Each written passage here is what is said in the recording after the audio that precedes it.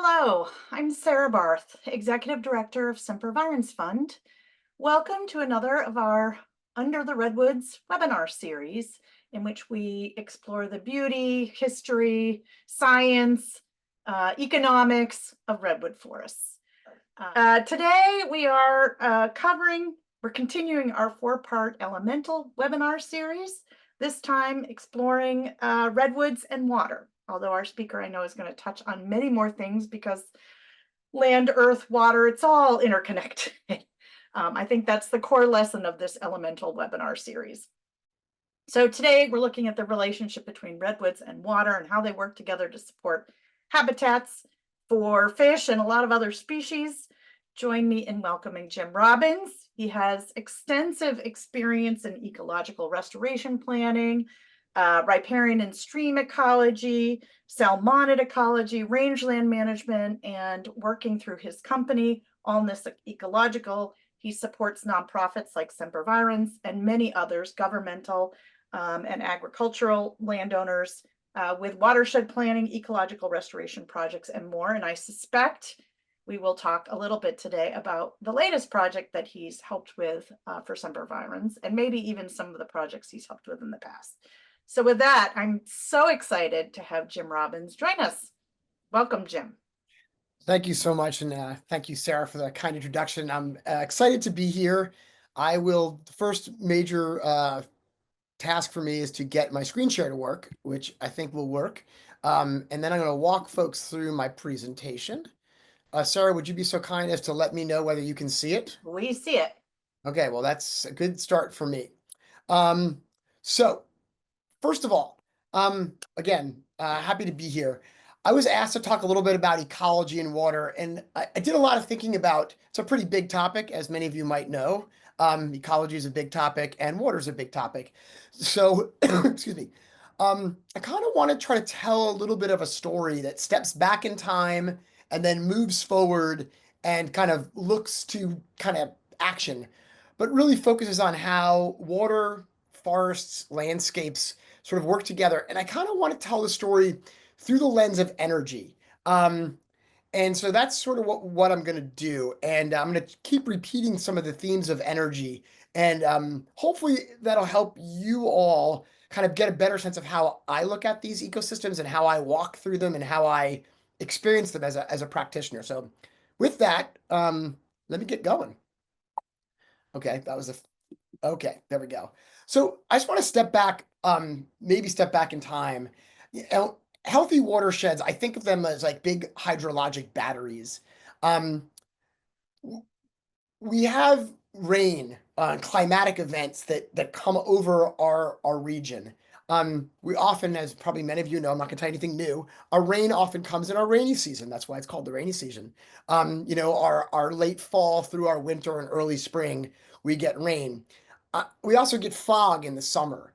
And I think most of you have noticed that we also along the Central Coast don't have snowpack, yet we have amazingly crystal clear and cold perennial streams. And I think it's a really interesting analogy to think about solar power and batteries, where landscapes, when they're healthy, we have rainstorms come with all this energy being dropped from the atmosphere, very a ton of energy in each rain droplet. And as those droplets come down, trees, canopy, leaves, duff below, etc., all begin to absorb and capture that energy and store it. Store it in the duff, store it in along the bark of the tree, store it in the shallow groundwater, store it in the deep groundwater, and then release it slowly. And so there is this sort of concept of energy and a healthy ecosystem being able to take really intense energy that's thrown at it and absorb it and soften it and allow it to come out slowly. And I'll just say, with that same analogy, it's a little bit of a stretch. I really think of fog a lot like a trickle charger, whereas we get this vast majority of our energy input in terms of hydrology in the winter. We have this wonderful little recharge that happens for in our systems. Hopefully, will continue to happen. Knock on wood. That we have this beautiful fog that comes in, and it not just reduces water demand and reduces the solar radiation, but it adds to the moisture. It re-wets the leaves. It gets captured by redwoods and dribbles down their bark and into the ground. So we do have this slow recharge. And frankly, I've got a picture of coho salmon because they're one of our iconic, beautiful species. We're at the southern end of their range here in the Santa Cruz Mountains, and they need really diverse, really cold, perennial water in order to survive. So if we don't have these healthy systems and this ability to capture, absorb energy and let it out slowly, we don't have these species. Okay, so that's sort of like both the hopefully future ideal and historic past ideal of how watersheds function. I'm also going to take us a historical step back to talk about dysfunction, which I think is nothing new to anybody. um, Unhealthy forests, unhealthy streams. It can magnify this climatic energy. And this is particularly problematic when we think about climate change. We've got, predictions of really massively larger, more intense storms coming, longer droughts, less fog. And if we don't have a system that can buffer, capture, absorb, um, mediate this sort of energy, we've got a really difficult positive feedback loop because energy often can magnify if, especially on a landscape, if it's not sort of absorbed and captured. Anyways, let me get forward talking a little bit about this feedback loop. And by the way, I've always thought the term positive feedback loop is difficult to use because it's not positive, but it's positive and that the feedback loop continues, just to be clear for anybody that's not familiar with that term. So I think everybody here knows about clear cutting. And so I'm just going to step back, 100 years ago, more. We had the 1906 earthquake. Prior to that, and then after that, massive clear cutting along the West Coast and even in our region. That picture at the bottom right is San Vicente Redwoods. So, when we talk about energy, we talk about the ability of forests to absorb and to capture and store energy. When you take all the trees away, think about that energy of one rain droplet, let alone billions of rain droplets without anything softening the blow. They're hitting the ground, they're running off quickly, and all of a sudden you've taken a system that was meant to really soften the blow of this energy and sort of turn it from kinetic energy basically into potential energy. It is actually transferring it into a sort of magnified energy. Again, this is not a new story to anybody involved on this call, I'm guessing. But there's more than just that. So first we have the uplands, our beautiful forests getting deforested. We've got agriculture, grazing, and human development, housing and development in the lower parts of watersheds. People love living in valleys. They're great for agriculture because they have wonderful, rich floodplains. And in order to get water out of the way, drain these things and increase the efficiency versus sort of reveling in the inefficiency of this energy transfer, we really have taken our systems and completely again compounded the sort of the magnifying of energy. So if you look at that bottom slide, just an interesting thought: when we take these meandering streams and we straighten them, you lose channel length because you take something wiggly and make it straight, and you oftentimes, almost always, increase the slope. When you straighten something and you reduce length and increase slope, you also increase energy. Um, so we've straightened channels, we've done all this stuff. So you collectively think about what we've done to our landscape, and from an energy perspective, as a droplet of water, you're going from sort of slowly making your way through a system to like full court press as fast as possible. And what does that mean? Well, here's just a little summary again. This is I found all these beautiful little graphics. When we have a healthy forest or healthy ecosystem, you've got all this interception and infiltration, and all this really sort of slow, again, energy absorption happening. Without that, you've got runoff, fast runoff, tons of energy, magnifying as it goes down the slope and speeds up. Well, I think we've seen what happens. Top photos from 1955. We had massive storms in the 50s. And if you think about 1955, in California at least, we're sort of we're about 50 years after the 1906 earthquake. And so we are deep in the land of clear cutting. And you've got the Central Valley and the coast completely underwater. But that's not the last time. We've got storms in the 80s, storms in the 90s, and down below you see what um, a lot of forested watersheds, what happened is all the big standing trees are gone. All the really big trees that might have had fallen naturally into creeks are gone. What you have is tons of slash and what's left over, which then in 1982, this is a huge amount of damage from Soquel Creek. Just all these rafts of tiny bits of wood accumulating and creating massive erosion and damaged infrastructure. So we've got this realization of, uh-oh, we've got a lot of water coming down, a lot of debris flows, et cetera. We have uncontrolled discharge of this energy. So again, instead of being stored, it's being discharged in a crazy fashion. Well, what does that lead to? What it leads to is starting really in the 1950s, but moving on is massive public works, straightening creeks, creating drainage channels everywhere, efficient draining, efficient hardened draining. We've got, we've got concrete being put in everywhere because we're speeding up the slope. We're straightening these channels. We can't leave them as dirt because there's too much energy. They're not, it's not a fit. And so we're in this positive feedback loop, more and more water, more and more energy, and having to build more and more infrastructure. By the way, just for those of you listening, I am going to actually get to a much more finer point soon, but I just want to set this context for folks, and I hope it's making sense, this concept of water and energy in our watersheds. Um, Along with all this public works, what happened really, I think, from the 50s on as well, was a massive effort from the tops of watersheds down to remove wood.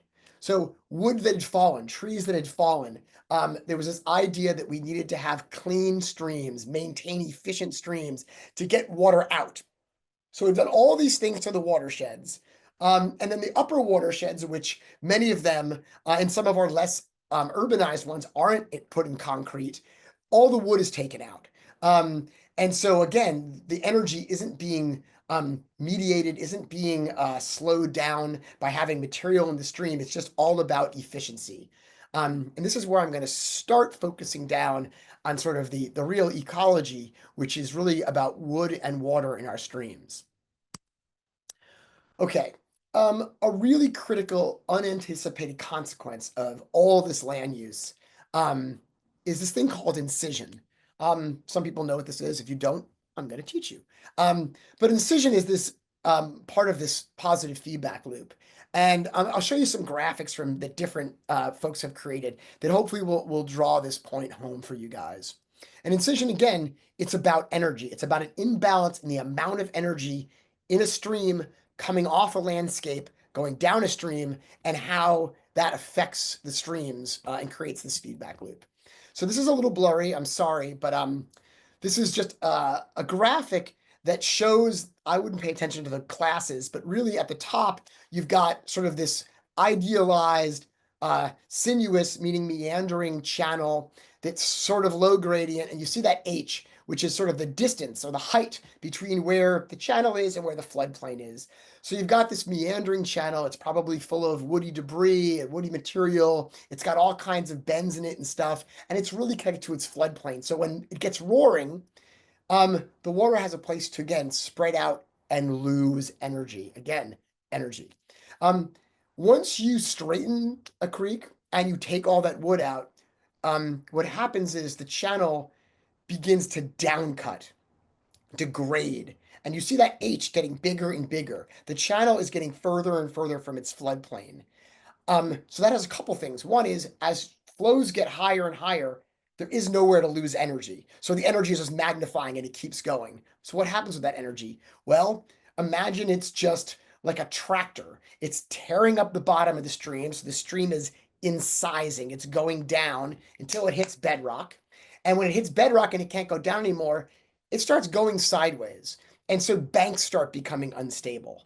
And for those of you that live near homes or travel over bridges or drive on roads near creeks, you might notice that when banks become unstable, it's not just an issue of sediment in the creek, it's an issue for all of our infrastructure.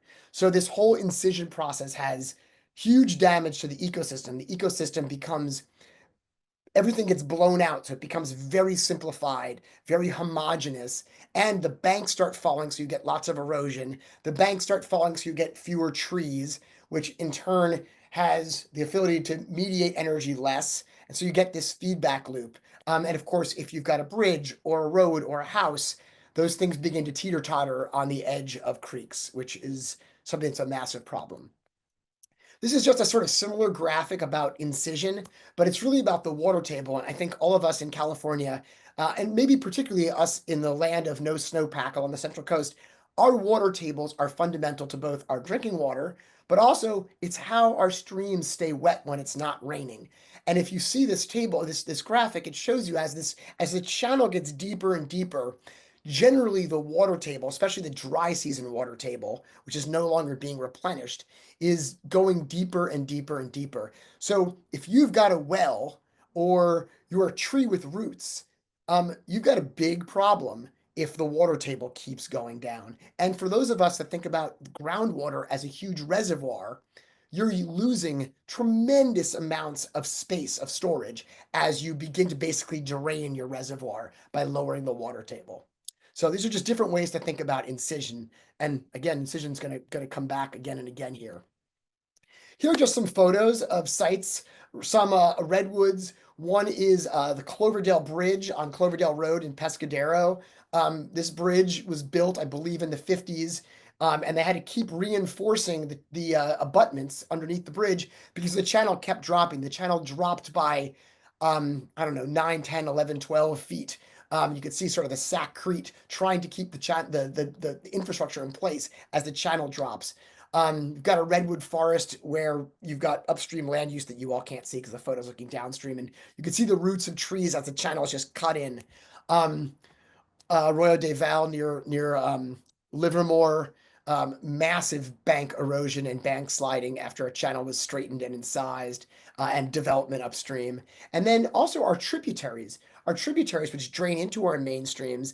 If the main channels end up incising, that incision moves upstream, and so we end up with the whole watershed potentially unraveling. Um, so, are there ways to reverse this? I'm not a big fan of doom and gloom, although I've just given you 15 minutes of doom and gloom. The rest of this will be less doom and less gloom. Um, I want to think about wood. I mean, there are really complicated and expensive ways. You can build channels up with rock. You can rebuild the sinuosity. Those are amazingly important processes. Those are amazingly important things. But what we need to do, especially in, the times of limited budgets and limited ability to make massive changes because people already live along streams, so often you can't just decide to put the meanders back through someone's basement in their front porch.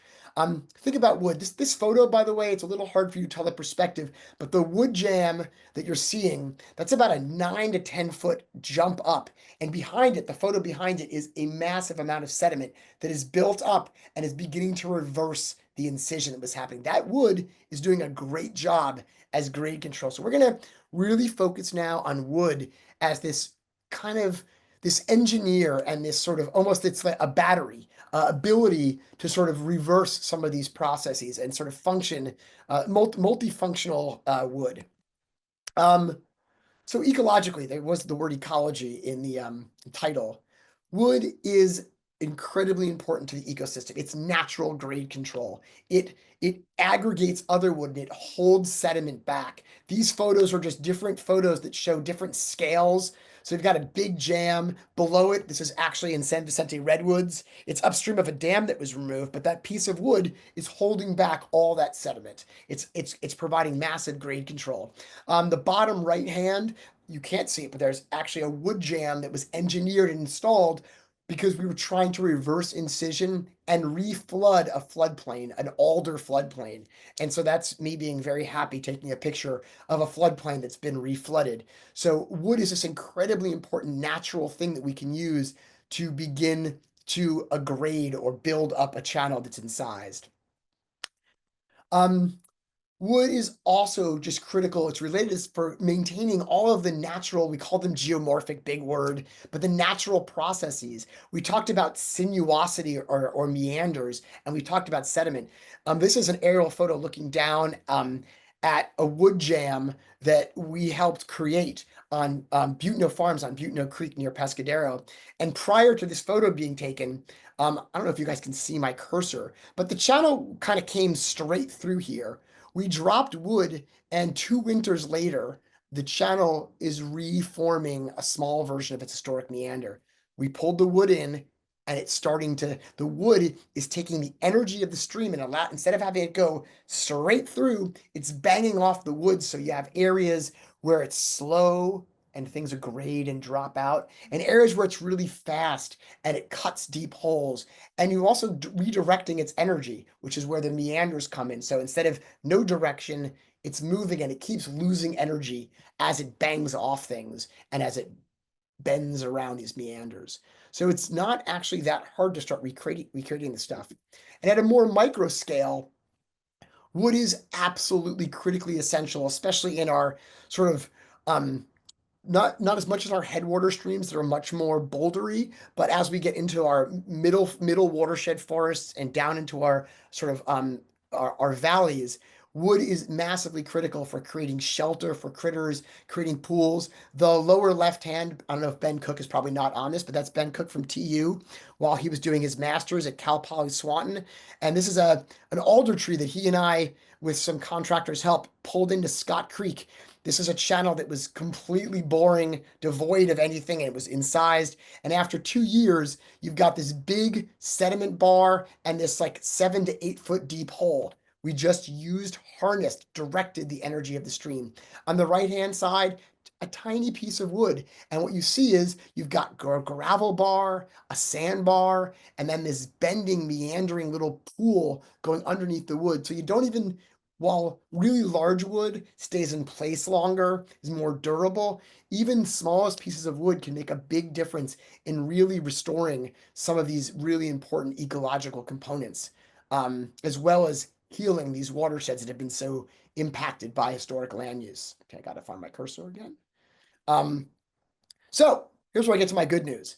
Um, you probably all noticed, especially if you're Sempervirens fans, that while that picture of San Vicente Redwoods from the turn of the century is pretty horrific, well, turn of the last century, it's pretty horrific looking. We now have a really beautiful mosaic of secondary and tertiary growth redwoods in many of parts of the Central Coast and up the coast. The reason this is so important is A, it's great from a forestry perspective, but there's also this amazing win-win. And I'm going to let you guys sit on that for a second. I'll come back to it. We also have riparian forest that, because of laws and regulations of land use, there's also a lot of volunteer farmers um, are allowing the riparian areas to grow back. And so this is just Scott Creek near Davenport. This is over a 30-year time, and you can see this sort of reach of, there's many others like this, of Scott Creek that sort of doubled the riparian area in width. The reason this is important is because we had all of our wood yanked out for flood control. We had our riparian areas exploited and denuded for development, ag, grazing, and we had our upstream wood sources pretty much denuded from forestry. So we had this system where there really wasn't a lot of natural recruitment of big wood. Um, and now we're starting to have both redwood forests and sort of alder, willow, riparian, bay forests that are mature enough where we can probably ecologically afford to sacrifice some of that wood and bring it back into the creek. And the redwoods, I just bring this up because I know that Sempervirens has a lot of talk and has been a leader in really thinking about sustainable and ecological forestry. And I think one of the big sort of watershed moments or big turning points for many of us thinking about forestry was this idea that these secondary and tertiary growth dense redwood forests actually benefit from having some trees strategically removed to allow the existing trees to really have more resources, whether that's nutrients, water, and sun, and really help push them on the trajectory to old growth. And that's a pretty perfect win-win. If we've got to thin some of these stands, those trees are perfect size to work in streams. So what this does is it creates this like ecologically and financially sound ecological restoration where we have material nearby to really begin to accelerate recruitment. Ideally, in 30 years, we don't need to be doing this anymore, but as we start jumpstarting these systems, really important. So it's inexpensive, and I'm going to talk a little bit about the immediate benefits of even small amounts of wood. Okay, take a deep breath. Um, okay, so first, there's a really easy step to wood loading, which is, if you can, stop cutting wood. And I want to clearly acknowledge that there are times where people need to cut wood out of streams. If it was my house and there was a big tree that fell and it was pushing all the water onto the bank next to my house, I would cut the wood. But on the flip side, there are many places in public parks, in open spaces, near agricultural fields where there's room, where we really want to let those jams stay in place. A, because they're wonderful habitat. B, because they help agrade the system. And C, because as we cut things, and one of the things you'll notice if you go look at wood jams in cities and in downtown areas, sort of lower watershed, you don't normally find 80-foot redwoods. You find 20-foot, 10-foot. You'll find that 90% of the wood you see is cut.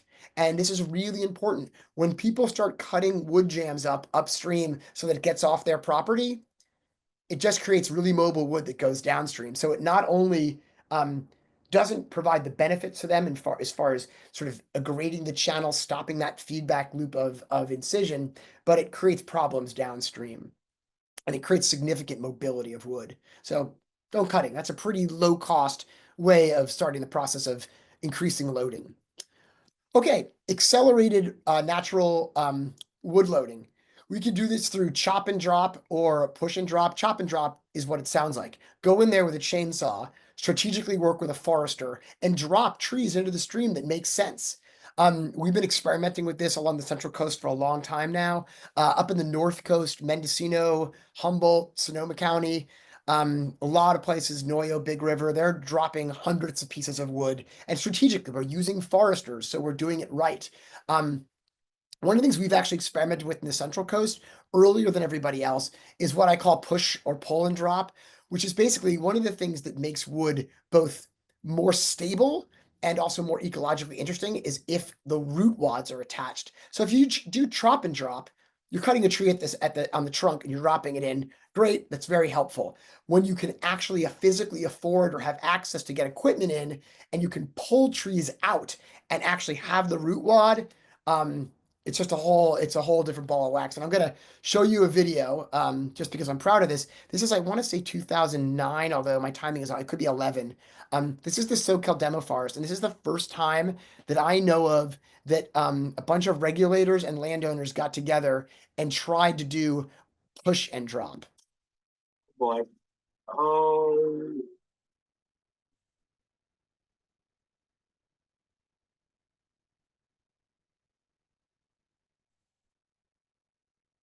So, and you get to hear me, my excitement. So that was a sort of an agreement between NOAA Fisheries, the Board of Forestry, and the SoCal Demo Forest to try something new. And we actually used the excavator to then sort of push that tree so the root wall was much closer to the bank and was active.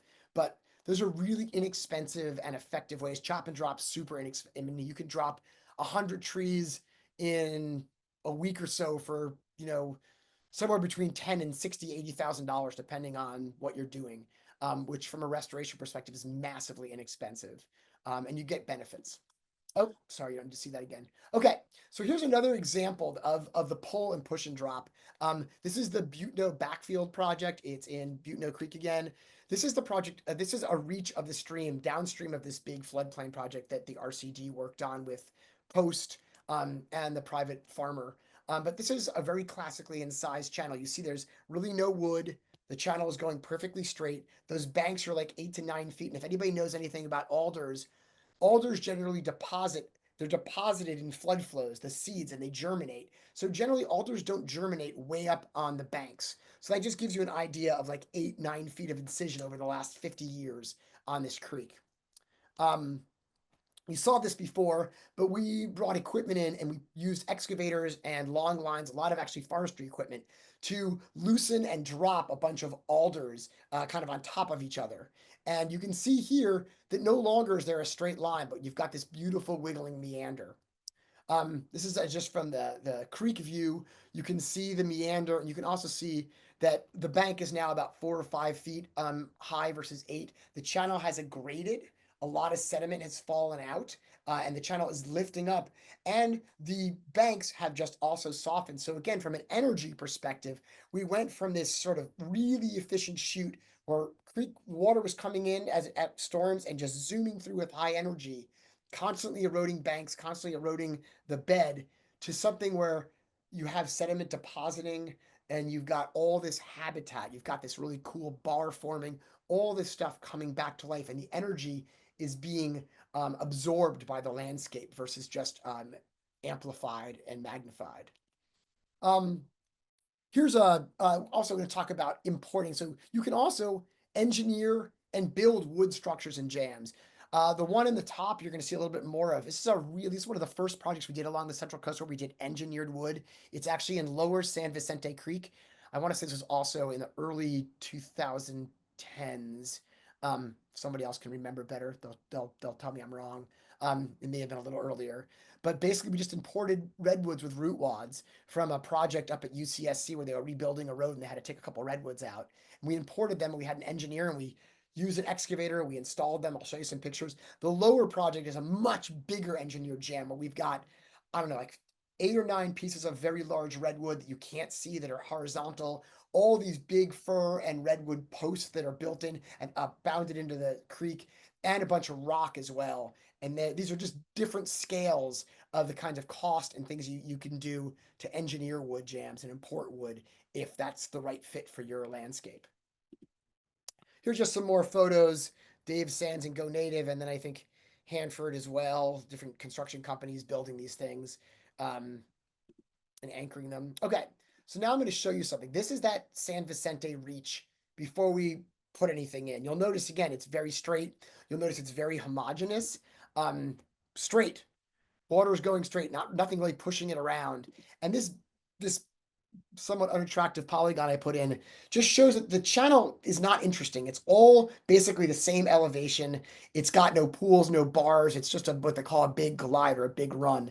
Very uninteresting, which really isn't very good for most of the creek critters. And if you're a critter and there's high energy, you need to hide from it. Nowhere to hide. So here's what this looks like after we put just 2 months after we put these root wads in. And again, this is a tiny project, just putting little root wads in. We were experimenting at this point in time. We were a little unnerved about how this is all going to work. Here's what it looks like during a storm, and you can actually visualize the energy profile. So you can see the water is hitting these logs and it's changing. Certain areas are slower, faster, and you can imagine slower areas, things are depositing. Faster areas, there's probably some scour happening. But again, as the water hits the wood, some of that energy is just getting absorbed as it ricochets off. So it's losing energy, and the energy it has is being put to use kind of as an engineering the stream. Okay, so here we go. This is after the winter. And because it's not super clear to you and very clear to me, I'm going to bring up some graphics. The channel now, the low flow channel, instead of being really straight and boring, after one winter is already beginning to have some sinuosity. Those blue blobs, by the way, you probably can tell I'm not great with graphics. Those blue blobs are deep pools. They're between 1 foot, 2.5 feet deep, which there were no pools before, which are wonderful places for fish and frogs and other things to hide and feed and hide when it's warm and there's low flow, and also hide when there's high flows under because there won't be as much energy.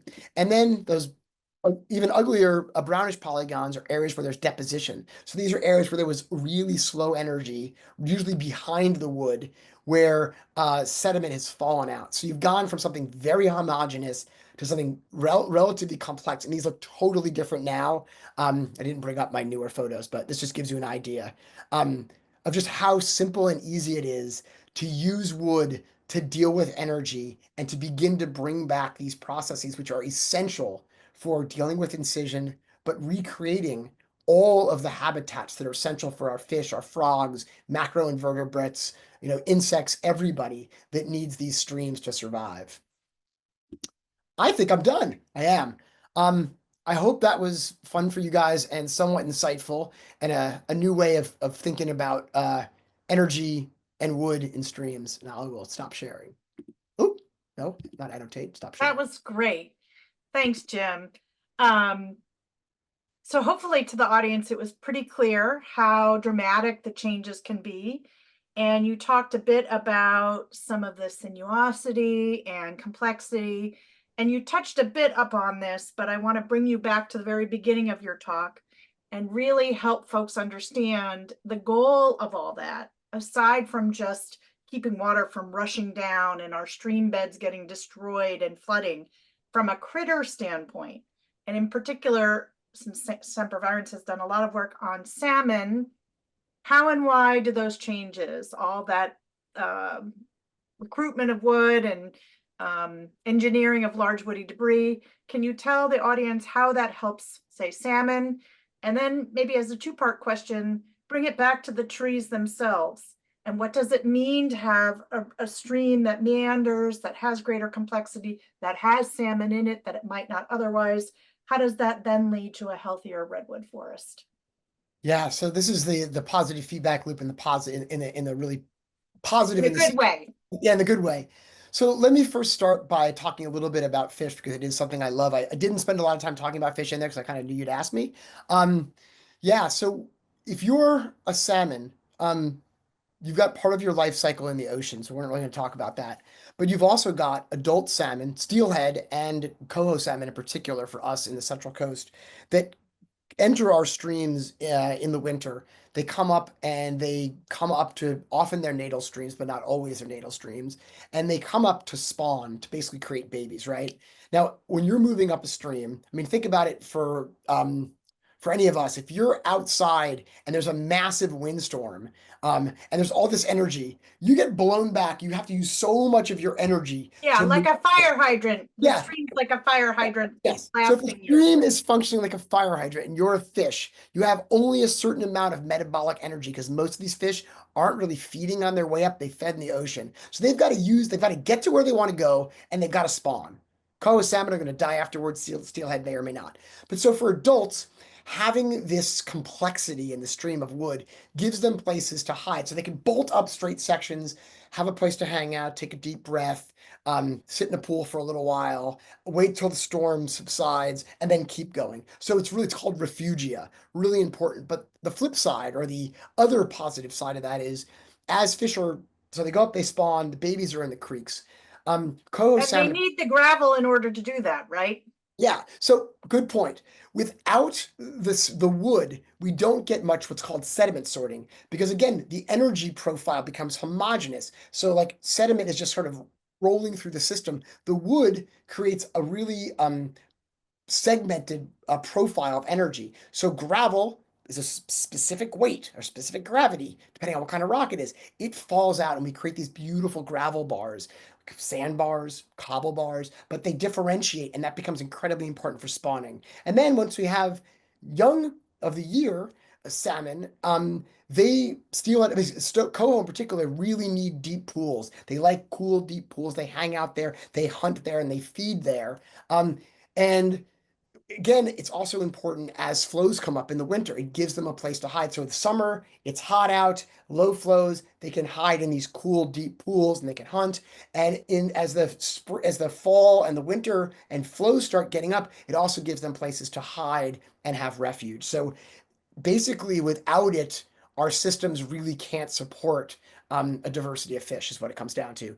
It's Yeah. one of the main reasons there's a lot of reasons, but it's a very simple ingredient for helping restore the key principles and the key energy profiles of these systems that allow fish to survive and sustain their populations. Yeah, and it's not just fish, all kinds of aquatic insects and whatnot are gathering in those gravel. And so help people understand, and then I want to bring us back to and talk a little bit more about some of the specific work you've done at Mill Creek, but help people understand, maybe they don't care about fish and they think channelized stream, not that bad. You could still have a great redwood forest. So it's got a fast stream blasting through it, but that's not the case. We know increasingly that having a healthy stream is critical to the long-term viability of that forest, both because of the nutrients coming from the salmon and other fish that come back, but also for other reasons. Can you help people make that connection?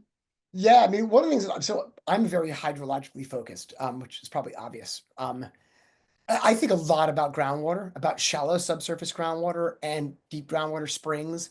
And one of the things that I think there's so many connections to humans when it comes to incision. But when we just think about forests, the more a forest incisors, again, if we don't put anything in place to deal with that energy, it will keep incising. And if it hits bedrock and it can't go down, so as it's going down, the groundwater is falling and falling, which, as we know, when we have major droughts and every summer when it gets drier, we stress trees out. if trees are stressed, which is something we talk about all the time with climate change, if trees are stressed, they're more likely to be flammable. They're more likely to be prone to insect infestations. And so this is sort of like the whole groundwater profile is this like sort of unseen sort of stress that's potentially happening. And the flip side is as we're building these streams up and hopefully rebuilding the water tables, we're reducing seasonal and interannual drought stress on these trees. And the redwoods, we're not talking about old growth, we're talking about secondary and tertiary. Yeah. So these trees are 70, 80, 90 years old, maybe 60 years old.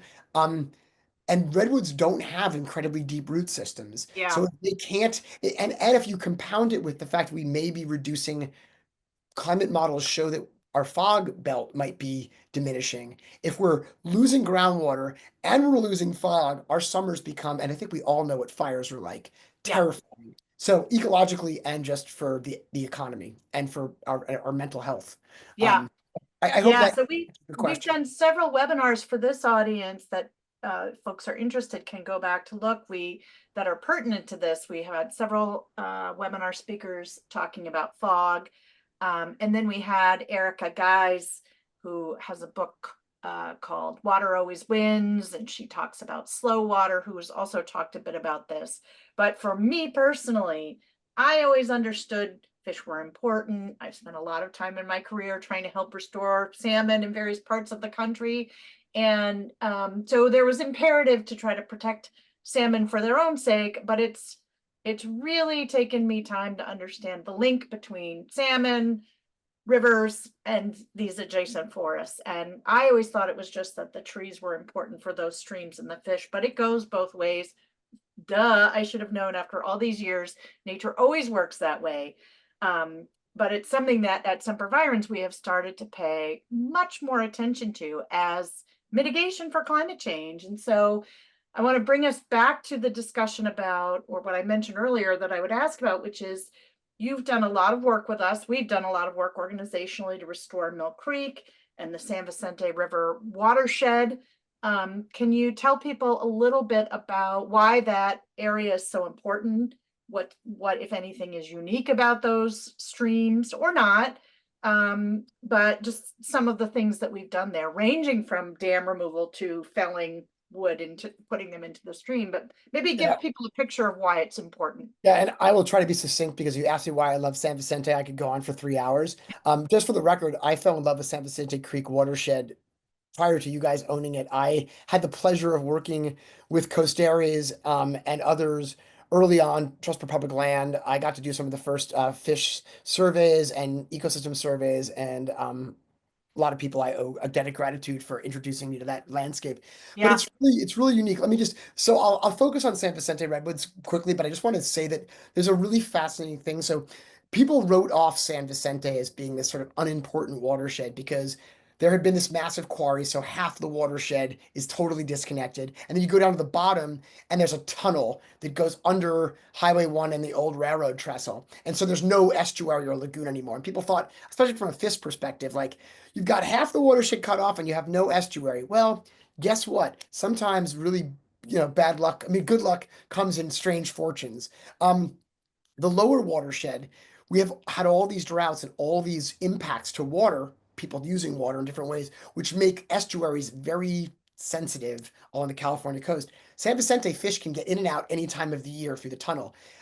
Scott Creek, a lot of the other Pescadero, San Gregorio, they all close. They have bar-built estuaries. If those things don't open up, fish are sitting out in the ocean being eaten by pinnipeds, seals, sea lions.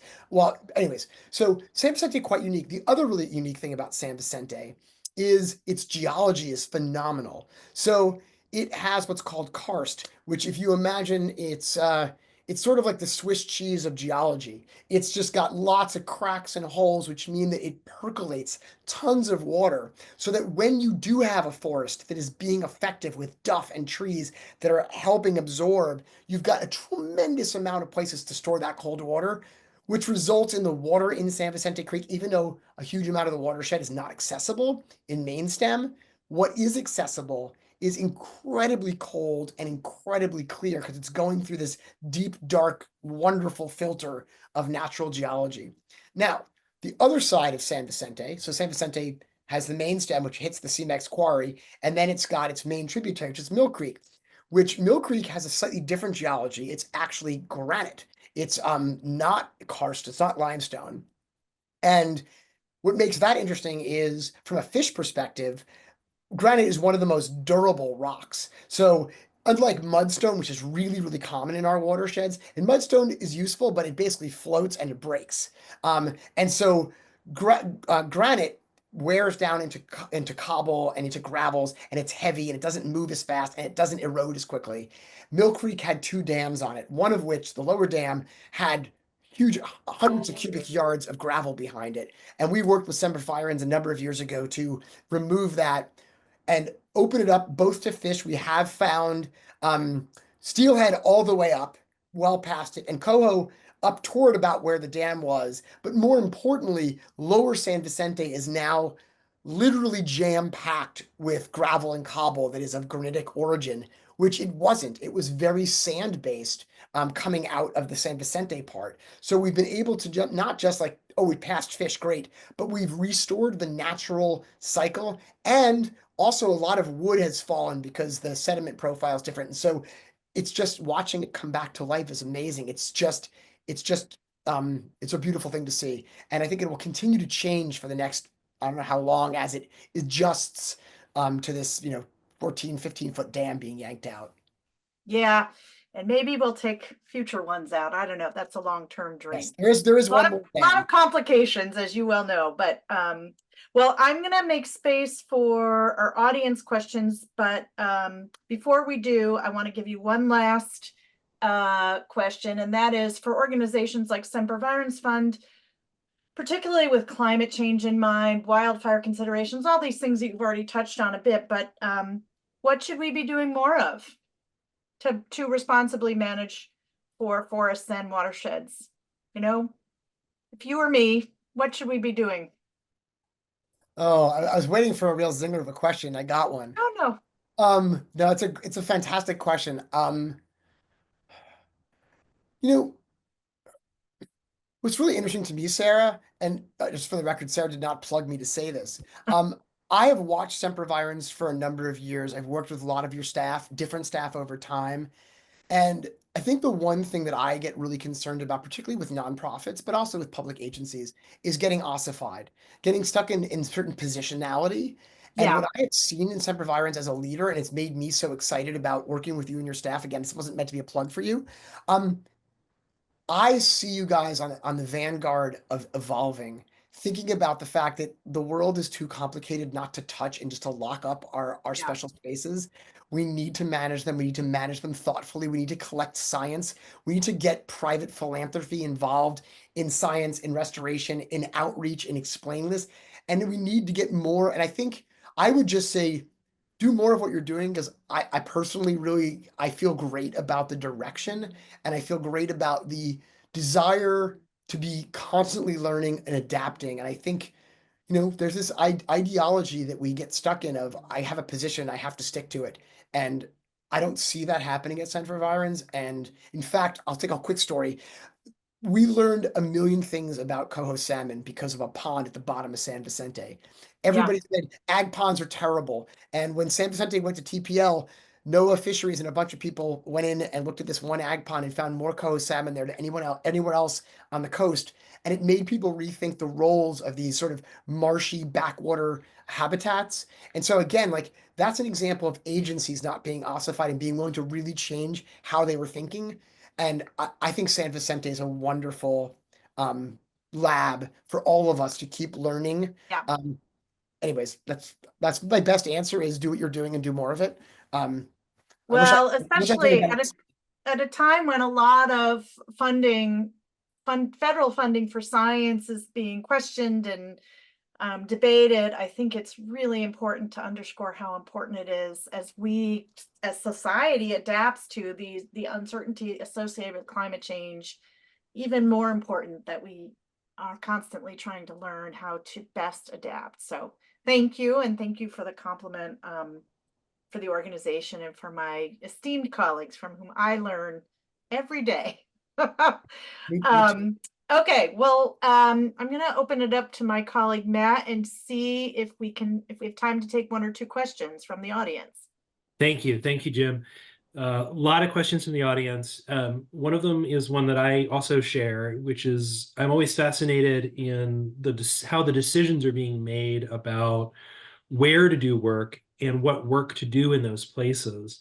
For example, where to drop logs or not. And I was wondering if you might speak a little bit to some of that decision making and also to any of the unexpected outcomes of the kinds of restoration work you've done, good or bad, that you've learned and carried forward. Yeah, well, I'll start with the selecting sites. So, in an idealized world, it's all about ecology, but it's not. It's also really about risk. Risk is a huge issue because I think for all of us that work in a resource management and restoration, one bad story is enough to tank your work in a community and beyond. And so a lot of our decisions are made based on how do we maximize ecological benefit and minimizing risk to people. So where is infrastructure? Where is that infrastructure sited? How close? And what does the stream look like between that? So if you've got really big bends in a stream and you've got lots of big trees in those bends and on those bars, you've maybe got enough of a natural strainer that you can do a lot more experimenting upstream. Um, I will say also when it comes just to the wood, I'll be myopic because it's an easy one to answer. Thinking about slope is really important. Wood is more and more effective as slope goes down, is as the channel bed slope is less and less, more moderate slope. And so a higher slope streams, wood is a little less effective. And as you get down to where you find it, so you can just go look if there's lots of cobbles and gravels and sand, the energy is going to work for wood. It's going to push stuff around. If it's mostly bedrock, you're not going to get that.